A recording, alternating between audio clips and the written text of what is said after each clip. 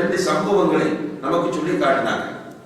ஒன்று 2 சம்பவங்கள் பனீஸ்வரர்களுடைய காலத்தில் நடந்த சம்பவங்கள். ஒன்று ஜுரைஜ் என்ற ஒரு ஆபிதை பற்றி, ஒரு வணக்கவாடி. ஜுரைஜ் என்ற பெயரை உடைய ஒரு வணக்கவாடி இருந்தார். இவர் எந்த நேரமும் அல்லாஹ்வை வணங்குவார். இப்படி இவர் வணங்கிக் கொண்டிருக்கும் போது ஒரு நாள் அவருடைய தாய் வந்து அவரை அழைக்கிறார். இப்ப இந்த ஜுரைஜ் யோசிக்கிறார், வணக்கத்தில் இருக்கிறவர் யோசிக்கிறார், வணக்கத்தை தொடர்வதா தாயின் அழைப்புக்கு பதில் சொல்வதா? கடைசியிலே அவருடைய மனம் சொல்வது, நாம் இருப்பது வணக்கத்தில், எனவே தாயுடைய அழைப்பு முக்கியம் அல்ல, வணக்கத்தை தான் நாம் தொடர வேண்டும். பொதுவாக வணங்குகிற எல்லோருடைய நிலைப்பாடு இப்படித்தான் இருக்கும். இந்த முடிவை எடுத்து வணக்கத்தை தொடர்கிறார். தாய் அழைத்து பார்த்த ஆத்திரத்தில், நீ ஒரு விபச்சாரியை சந்திக்காமல் மரணிக்க மாட்டாய் என்று சாபமிட்டு விடுகிறார். பிறகு இந்த வணக்கவாடி தன்னுடைய வணக்கத்தை தொடர்ந்து கொண்டிருக்கிற நேரத்தில் அந்த பகுதியிலே ஆடு வைத்துக் கொண்டிருந்த ஒரு பெண்மணி கர்ப்பமாகி விடுகிறார். ஊர் மக்கள் சேர்ந்து, உன்னுடைய வயிற்றில் வளரக்கூடிய குழந்தைக்கு தந்தை யார் என்று கேட்டபோது இந்த பெண்மணி இந்த வணக்கவாடியை காட்டி கொடுத்து விட்டார். பொதுவாக சமூகத்தில் ஒரு மோசமாக நடக்கக்கூடிய ஒருவன் எவ்வளவுதான் தவறு செய்தாலும் சமூகம் கண்டுகொள்ளார். ஒரு நல்லவன் தவறு செய்தால் உடனடியாக வெளிச்சத்துக்கு வந்து விடுவோம். அதுதான் சமூகத்தை ஆவேசப்படுத்தும். அது அந்த காலத்தில் இருந்து அந்த மரபு இருக்கிறது என்பதை நாம் காண முடிகிறது. இந்த மனிதர் இப்படி செய்து விட்டார் என்று சொன்னதும் ஊர் மக்கள் எல்லோரும் ஒன்று கூடி, நீ இப்படி செய்தாயா என்று இவனை அடித்து இவர் வணங்கக்கூடிய அந்த வணக்க ஸ்தலத்தை உடைத்தறிந்து விட்டார்கள். இந்த மனிதர் நம்பாவித்தனமாக அல்லாஹ்விடத்தில் முறையிட்டுக் கொண்டே இருக்கிறார். யா அல்லாஹ், இப்படி நடந்து விட்டது, நீதான் எனக்கு வழியை காட்ட வேண்டும் என்று. அந்த பெண்மணி குழந்தை பெற்றால், குழந்தை பெற்றிருக்கிற அந்த சந்தர்ப்பத்தில் அல்லாஹ் தஆலா அந்த குழந்தையை பேச வைத்தார். பிறந்த குழந்தை பேசுகிறது. அந்த குழந்தை பேசி சொன்னது, உண்மையிலேயே என்னுடைய தந்தை இந்த வணக்கவாடி அல்ல, இந்த பகுதியில் ஆடு வைக்கக்கூடிய இன்னான் தான் எனக்கு தந்தை என்கிற செய்தியை குழந்தை சொன்னது. அதற்கு பிறகு ஊர் மக்கள் பேசப்பட்டார்கள். நாம் அநியாயமாக ஜுரைஜை அடித்து விட்டோம், அவனுடைய வணக்க ஸ்தலத்தை உடைத்து விட்டோம் என்று ஜுரைஜிடத்தில் சென்று மன்னிப்பு கேட்டு வணக்க ஸ்தலத்தை இருந்ததை விட அழகாக கட்டி கொடுத்தார்கள் என்கிற இந்த சுவாரஸ்யமான வரலாற்றை ரசூலுல்லாஹி ஸல்லல்லாஹு அலைஹி வஸல்லம் சஹாபாக்களுக்கு சொல்லிவிட்டு கடைசியாகத்தான் மெசேஜை சொல்கிறார்கள். சொன்னார்கள், லவ் கான ஜுரைஜுன் ஆலிமன் லஅஜாப தஅவத உம்மி. ஜுரைஜ் ஒரு விஷயம் தெரிந்தவராக இருந்திருந்தால் தன்னுடைய தாயின் அழைப்புக்கு பதில் சொல்லி இருப்பார் என்று சொன்னார்கள். இப்ப விஷயம் தெரியாததால் ஏற்பட்ட விளைவிப்பார்கள். மோசமான பேர் வருகிறது, ஊர் மக்கள் அநியாயமாக அடிக்கிறார்கள், தன்னுடைய வணக்கஸ்தலம் உடைக்கப்படுகிறது, எவ்வளவோ விபரீதங்கள் நடந்திருக்கின்றன, விஷயம் தெரியாதவர்கள். அதே போலதான் ஸல்லல்லாஹு அலைஹி வஸல்லம் அவர்கள் அந்த 99 பேரை கொலை செய்த அந்த மனிதனுடைய சம்பவத்தையும் சொல்லி காட்டினார்கள். 99 கொலைகள் செய்த ஒரு மனிதன், அவன் மனம் வருந்தி இந்த குற்றத்திற்காக வேண்டி பிராயச்சித்தம் தேட வேண்டும் என்று ஆசைப்படுகிறான். ஆசைப்பட்டு மக்களிடத்தில் தன்னுடைய நிலைப்பாட்டை வெளிப்படுத்துகிறான். நான் இப்படி செய்திருக்கிறேன், எனக்கு ஒரு பிராயச்சித்தம் தேவைப்படுகிறது, இதற்கு என்ன வழி என்று கேட்டபோது உடனடியாக மக்களுடைய பார்வைக்கு யார் தெரிவார்கள்? பெரிய தாடி வைத்து வணக்கத்தில் ஈடுபடுகிற ஒருவர் தான் தென்படுவார்கள். அந்த அடிப்படையில் அந்த பகுதியிலே ஒரு ஃபேமஸான வணக்கவாடி இருந்தார், அவரை காட்டினார். இந்த மனிதன் போய் அவரிடத்தில் உட்கார்ந்து, இப்படி ஒருவர் 99 கொலைகளை செய்து விட்டார், அவருக்கு மன்னிப்பு இருக்கிறதா என்று கேட்ட நேரத்தில் அந்த வணக்கவாடி இந்த பிரச்சனையை உணர்வுபூர்வமாக அணுகினார். அறிவுபூர்வமாக அணுகாமல் உணர்வுபூர்வமாக அணுகி 99 கொலையா, அப்படியாக இருந்தால் அல்லாஹ் உனக்கு மன்னிப்பு தர மாட்டான் என்று சொன்ன போது இவன் ஆவேசப்பட்டு அவரையும் கொலை செய்து விடுகிறான். 100 பேராக மாறுகிறது. திரும்ப இவன் மீண்டும் கை செய்யப்படுகிறான். கை செய்யப்பட்டு இந்த செய்தியை வேறு சிலர் இடத்தில் எத்தி வைத்த போது அவர்கள் சொன்னார்கள், இந்த இடத்தில் மார்க்க அறிவுள்ள ஒரு அறிஞர் இருக்கிறார், அவரிடத்தில் போய் நீங்கள் கேளுங்கள் என்று சொன்ன போது அங்கே சென்று விவரம் கேட்ட நேரத்தில் அந்த அறிஞர் சொன்னார், நீ மனம் திருந்தி கவலைப்படுவாயாக இருந்தால் நிச்சயமாக அல்லாஹ் தஆலா உன்னுடைய தௌபாவை ஏற்றுக்கொள்வான். ஆனால் இந்த சூழல் உனக்கு பொருத்தமானதல்ல, உன்னுடைய சூழலை நீ மாற்றி என்று அவனுக்கு ஆலோசனை சொன்னார். அந்த ஆலோசனையை கேட்டு அவன் சென்று நல்லவர்கள் வாழக்கூடிய ஊருக்கு நெருக்கமாக வாழ்ந்து சுவர்க்கத்தை அடைந்தான் என்பதை ஸல்லல்லாஹு அலைஹி வஸல்லம் அவர்கள் சொல்லி காட்டுகிறார்கள். மார்க்க அறிவு இருக்குமாக இருந்தால் நிச்சயமாக நாம் தெளிவான முறையில் அல்லாஹ்வை வணங்க முடியும். அதே நேரத்தில் குழப்பங்கள் நமக்கு இருக்க மாட்டாது. அடுத்தவர்களையும் நாம் வழிபடுத்த மாட்டோம். அடுத்ததாக உள்ள சகோதரர்களே, இந்த மார்க்க அறிவு இல்லாதவர்கள் என்ன செய்வார்கள் என்றால் அவர்களுடைய ஹவாவுக்கு முக்கியத்துவம் கொடுப்பார்கள். ஹவா என்றால் மனோ இச்சை. இப்ப ஒருவரிடத்தில் ஒரு ஃபத்வா கேட்கப்படும், நண்பர்கள் மத்தியில் நம்ம காணுகிறோம். பொதுவாக நம்முடைய சமூகத்தில் இன்றைய காலத்தில் எல்லோரும் முஃப்திகள், உலமாக்களை மதிக்க மாட்டார்கள். மார்க்க கல்வி உள்ளவர்கள் மதிக்கப்படாமல் இருக்கிறவர்கள் எல்லோருமே ஃபத்வா கொடுக்கிற ஒரு நிலையை பார்க்கிறோம். இப்ப ஏதாவது ஒரு பிரச்சனையை சொல்லுவார், சொன்ன உடனே அந்த கம்பெனியில் இருக்கிற அல்லது அந்த ஆபீஸ்ல இருக்கக்கூடிய எல்லோரும் சேர்ந்து ஏதாவது ஒரு டிஸ்கஷனுக்கு ஃபத்வா கொடுத்து விடுவாங்க. இந்த ஃபத்வா கொடுப்பது என்பது, அதாவது ஒன்றை ஹலால் அல்லது ஹராம் என்று சொல்வது அல்லாஹ்வுடைய உரிமை. சின்ன விஷயம் அல்ல இது. அல்லாஹ்வுடைய உரிமையில் கை வைப்பது என்ன? இணைத்தல். நம்ம நினைத்துக் கொண்டிருக்கிறோம் அல்லாஹ் அல்லாதவர்களிடம் துஆ கேட்பது மட்டும்தான் ஷிர்க் என்று நினைத்துக் கொண்டிருக்கிறோம். அல்லாஹ் அல்லாதவர்களை ஆபத்தின் போது அழைப்பது மட்டும்தான் ஷிர்க் என்று நினைத்துக் கொண்டிருக்கிறோம். ஆனால் சட்டமேற்றுகின்ற அதிகாரம் அல்லாஹ்வுக்குரியது. அந்த சட்டமேற்றுகின்ற அதிகாரத்தில் ஒரு மனிதன் கை வைத்தால் அவன் ஷிர்க் செய்கிறான். ஹலால் ஹராம் என்ற சட்டமேற்றுகின்ற அதிகாரம் அல்லாஹ்வுக்கு மட்டுமே இருக்கிறது. அல்லாஹ் ஹலால் என்றால் தான் ஹலால், அல்லாஹ் ஹராம் என்றால் தான் ஹராம். நாம் எல்லோரும் சேர்ந்து ஒன்றை ஹலாலாக்க முடியாது, ஒன்றை ஹராமாக்க முடியாது. ஆனால் நம்மிடத்தில் இஸ்லாமிய அறிவு இல்லாத காரணத்தினால் இந்த சிம்பிளாக நிறைய விஷயங்களை ஹராமாக்குறோம், நிறைய விஷயங்களை ஹலாலாக்குறோம், ஷிர்க் செய்கிறோம்.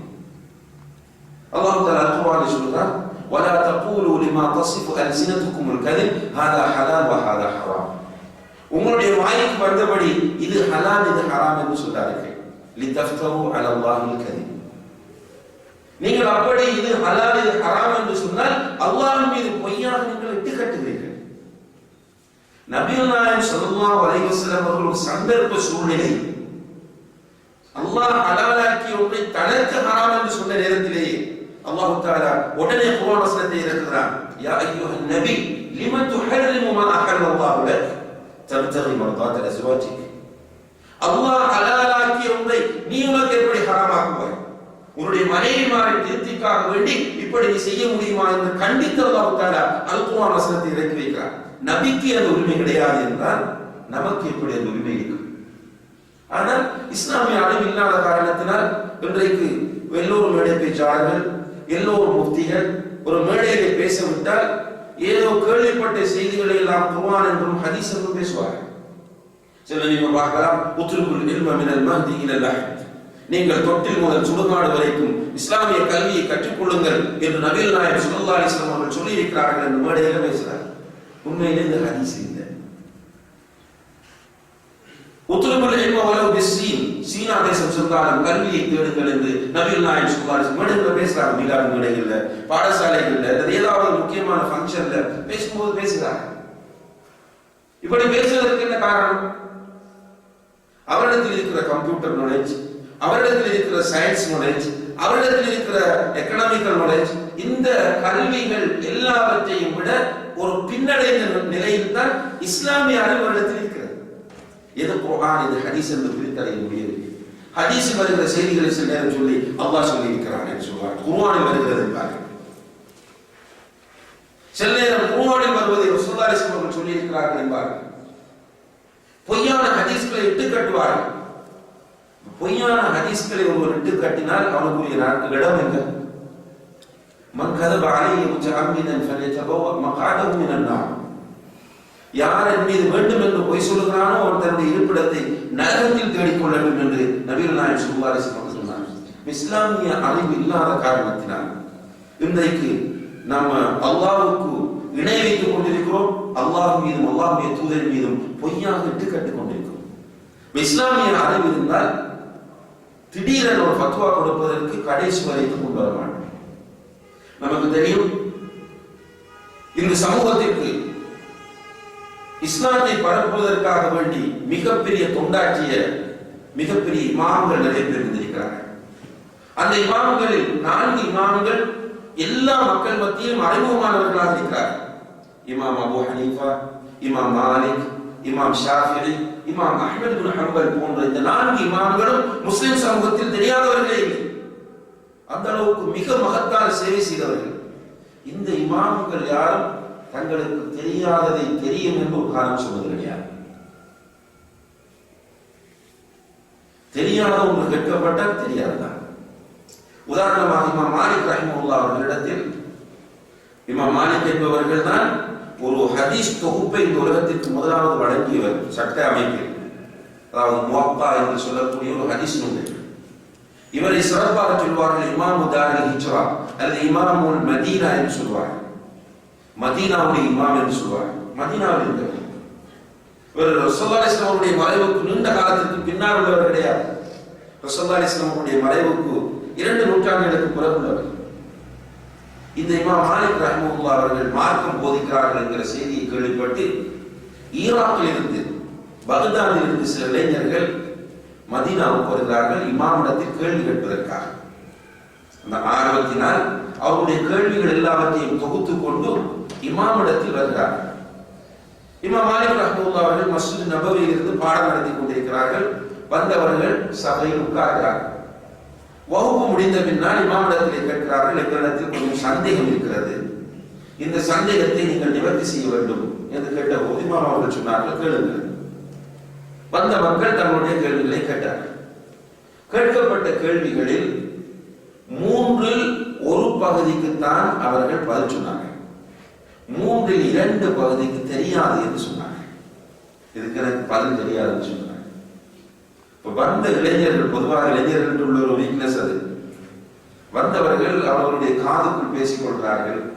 இவரை நம்பி இவ்வளவு தூரத்திலிருந்து வந்தோம், பெரும்பாலான விஷயங்கள் தெரியாது என்று சொன்ன நேரத்தில் அதை புரிந்து கொண்ட இமாம் மாலிக் ரஹ்மத்துல்லாஹி அவர்கள் சொன்னார்கள், நீங்கள் கேட்ட கேள்விக்கெல்லாம் நான் பதில் சொல்லி என்னுடைய முதுகை நரகத்தின் பாலமாக நீங்கள் ஆக்க பார்க்கிறீர்களா என்று கேட்டார். இப்ப தெரியாது கொண்டு சொன்னால் நீங்க என்ன சொல்ல போறீங்க? அல்லாஹ் குர்ஆன்ல சொன்னான், ஃபஸ்ஸலு அஹ்ல ذிக்ரி குன்தும் லா தஅலமூன், நீங்கள் தெரியாதவர்களாக இருந்தால் தெரிந்தவர்களிடம் கேட்டு அறிந்து கொள்ளுங்கள் என்று சொல்கிறார். எனவே இவர் தெரிந்தவர் என்று நாங்கள் நம்பினோம், அவரிடம் கேட்டோம், அவர் தான் இப்படி எங்களுக்கு ஃபத்வா தந்தார், அதன் அடிப்படையில் நாங்கள் செயற்பட்டோம் என்று மக்கள் தப்பி விடுவார்கள். அல்லாஹ் தஆலா மறுமையில் பிடிப்பான், நீ எதை வைத்து சொன்னாய், எந்த ஆதாரத்தை வைத்து சொன்னாய் என்று கேட்கும் போது இவரிடத்தில் பதவி கிடையாது. எனவேதான் இமாம் மாலிக் ரஹ்மத்துல்லாஹி அவர்கள் அப்படி சொன்னாங்க. பந்த இமாம்கள் இன்றைக்கும் கூட நீங்கள் இந்த அரபு நாட்டிலே வாழும்போது கவனித்திருப்பீர்கள், மிகப்பெரிய அறிஞர்கள் இருக்கிறார்கள். அவர்கள் சில நேரங்களில் பெரும்பாலும் குர்ஆனை முழுக்க மனப்பாடம் செய்தவர்கள். அவர்களுடைய மொழியில் உள்ள குர்ஆன், அரபு மொழியில் உள்ள குர்ஆனை முழுக்க மனப்பாடம் செய்திருப்பார்கள். சில ஹதீஸ் நூல்களை அப்படியே பாடப்பட்டிருப்பார்கள். உடனே அந்த ஹதீஸ்களை எந்த விதமான கவனம் இல்லாமல் சொல்வதற்கு தயாராக இருப்பார்கள். அவர்களிடம் போய் நீங்கள் சில நேரம் ஃபத்வா கேட்டால் எனக்கு தெரியாது என்று சொல்வார்கள். அல்லது ஃபத்வாவை கொடுத்து விட்டு கூட என்ன சொல்வார்கள் தெரியுமா? கடைசியிலே அல்லாஹு அஅலம், அல்லாஹ் தான் மிகவும் அறிந்தவன் என்று சொல்வார்கள். ஆனால் நம்மிடத்தில் சாதாரண ஒரு சஞ்சியை படித்திருப்போம், ஒரு சீடி கேட்டிருப்போம், அல்லது ஒரு புக்ஸ் வீட்டில் கிடைக்கும், ஃபத்வா கொடுத்து ஸ்ட்ராங் ஆகும், இதுதான் முடிவு, இதுதான் சரி என்று சொல்வது. காரணம் என்னென்றால் இஸ்லாமிய அறிவு நம்மிடம் இல்லை. எவ்வளவு இஸ்லாமிய அறிவை நாம் வளர்க்கிறோமோ அந்த அளவுக்கு நம்மிடத்தில் ஒன்றும் இல்லை என்பது நமக்கு தெரிய வரும். அரபியில் ஒரு பழமொழி சொல்வார்கள், மன் தன்ன அன்னஹு அலிம ஃபகத் ஜஹில, யார் நான் கற்றுவிட்டேன் என்று நினைக்கிறானோ அவன்தான் முதல் மடேன் என்று. எனக்கு எல்லாம் தெரியும் என்று நினைக்கிறவர் முட்டாள் என்று பழமொழி சொல்கிறது. கற்றது கையளவு கல்லாதது உலகளவு நிறைய இருக்கிறது. அல்லாஹ் குர்ஆனிலே சொல்கிறார், நீங்கள் கொஞ்சமாகத்தான் அறிவீர்கள். நமக்கு என்று ஒரு அளவு இருக்கிறது. நம்மை நாம் புரிந்து கொள்ள வேண்டும். முதலாவது நம்மை புரிந்து கொள்ள வேண்டும் என்றால் உலமாக்களிடத்தில் போய் நாம் உட்கார வேண்டும், அவர்களிடத்தில் உட்கார்ந்து படிக்க வேண்டும். ஸல்லல்லாஹு அலைஹி வஸல்லம் அவர்களுடைய அந்த காலத்தில் இருந்து பின்பற்றப்பட்டு வரக்கூடிய மிக முக்கியமான ஒரு மரபுதான் உலமாக்களிடத்தில் உட்கார்ந்து படிப்பது. உலமாக்கள் என்று சொல்லும் போது ஆலிம் என்பதற்குரிய வரைவிலக்கணம் என்னவென்றால் தான் கற்றதை கொண்டு செயற்படுகிறவன் தான் ஆலிம். கற்றிருப்பான், கற்றபடி அமல் செய்வான், இவன் தான் ஆலிம். அப்ப இந்த ஆலிம்களை இனம் கண்டு குர்ஆன் ஹதீஸுக்கு மாற்றமாக மக்களை வழிநடாத்தாமல் குர்ஆன் ஹதீஸுக்கு ஏற்ப மக்களை வழிநடத்தக்கூடிய அந்த உலமாக்களிடம் போய் உட்கார்ந்து படிக்க வேண்டும். நீங்கள்